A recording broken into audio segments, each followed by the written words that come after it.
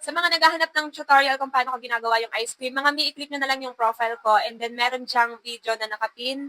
So, nandyan yung full tutorial kung paano ko ginagawa yung ice cream.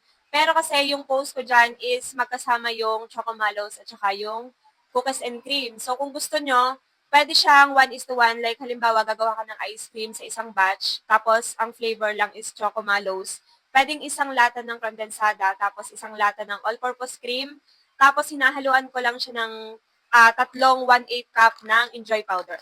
Ito kasi is vanilla, pero meron kasi akong isa pa, yung chocolate. Yung choco flavors, or Swiss chocolate. Swiss chocolate. Tapos, pag once na na-mix nyo na yon, sasalin nyo na lang siya sa cup, and then maglalagay lang kayo ng toppings. Ganun lang naman kasimple, tapos gagamit lang kayo ng hand mixer.